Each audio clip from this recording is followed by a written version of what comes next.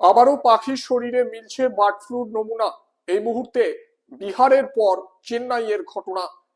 বেশ কয়েকটি অঞ্চলে কাকের দেহ উদ্ধার হচ্ছে। একসঙ্গে কয়েকশো করে কাক মারা যাচ্ছে, তাতেই সন্দেহ বেঁধেছিল এবং পরীক্ষা নিরীক্ষার পর জানা যাচ্ছে বেশ কয়েকটি অঞ্চলে এবার বার্ড ফ্লুর দাপট। বিহারের পর চেন্নাই, সেই কারণে আগে ভাগে সতর্ক নিয়েছে প্রশাসন এবং জনসাধারণের উদ্দেশ্যে ইতিমধ্যেই স্বাস্থ্য দপ্তরের তরফ থেকে সতর্ক বার্তা জারি করে দেওয়া হচ্ছে।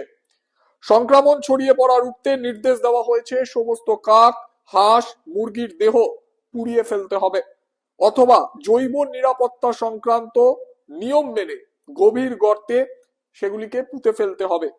সেই সঙ্গে মৃত পাখি স্পর্শ করা থেকে জনসাধারণকে কঠোরভাবে বিরত থাকতে বলা হচ্ছে। যদি একান্ত প্রয়োজন হয় তাহলে হাতে গ্লাভস পরে সেই কাজ কিন্তু করতে হবে।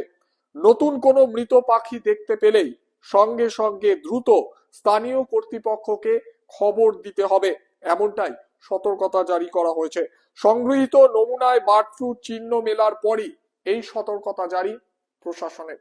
আরো একবার দর্শকদের জানাচ্ছি, আপনারা জানেন কয়েকদিন আগেই বিহারের বেশ কিছু জায়গায় এমনই কাকের দেহ উদ্ধার হচ্ছিল।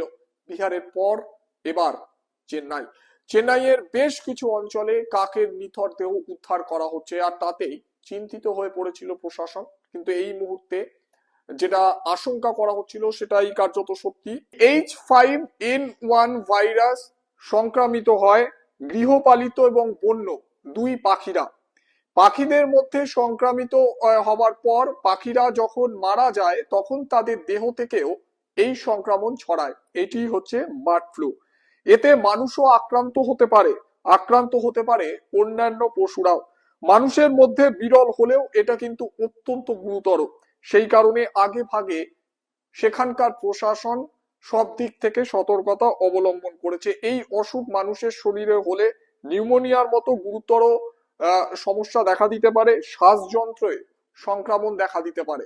সুতরাং সকলকে সজাগ এবং সতর্ক থাকার বার্তা দিচ্ছে সেখানকার প্রশাসন। তবে আমাদের বাংলা অর্থাৎ পশ্চিমবঙ্গে এই ধরনের বার্ড ফ্লুর কোনো খবর কিন্তু নেই।